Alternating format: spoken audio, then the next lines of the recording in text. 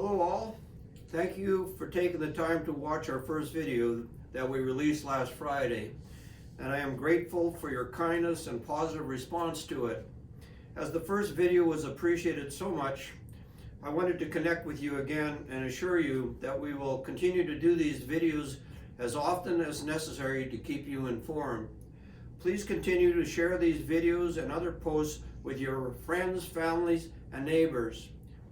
Following the rapid news cycle over the weekend, the press briefing held by our public officer, Dr. Bonnie Henry, and Minister of Health, Adrian Dix, this morning, discussions with senior staff, Prime Minister Justin Trudeau's briefing, and the briefings held by Premier John Horgan and Minister of Finance Carol James, as well as my attendance on a conference call hosted by the Minister of Public Safety and Solicitor General Mike Farnsworth and Minister of Municipal Affairs and Housing Selena Robinson.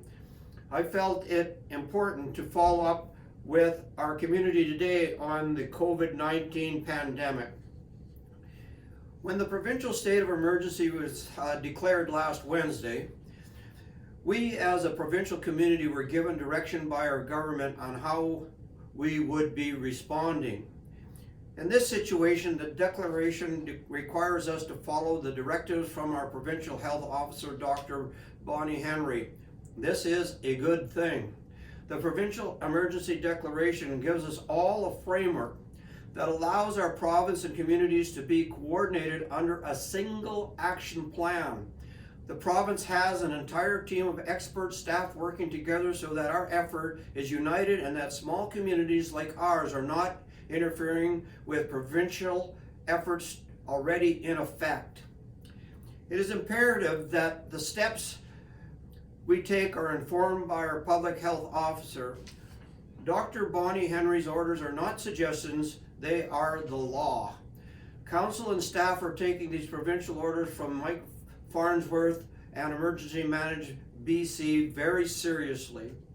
The district office remains closed to the public, and while we have a skeleton staff in our physical office, all who have the capacity to work from home or need to be at home have been directed by our town manager to do so. While our model is slightly altered, district business continues as usual. We thank our public works staff who are hard at work keeping our water, sewer, infrastructure, and all other essential services in top shape. Feel free to give them a thank you. Wave next time you see these folks at work. While the staff person you need to speak to may not be in the office right now, they are available by email or phone, and we are happy to serve you. Effective today, Monday, March 23rd, 2020, our playgrounds are closed. Do not use them. While the dog park remains open, Provincial Health Officer Dr. Bonnie Henry's orders of social distancing apply there just as much as anywhere else. And remember to keep your dog on a leash everywhere else in our community. Remember to be considerate to all. Be mindful of the clerks and others at the grocery store when making your purchases. Please give them as much space as possible.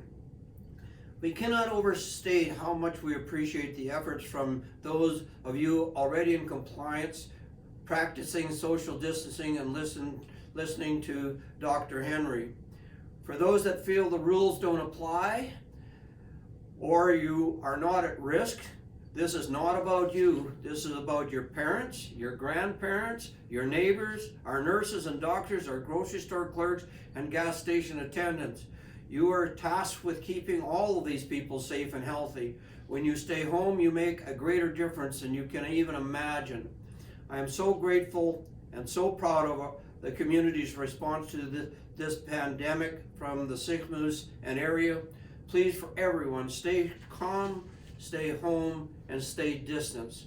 Thank you.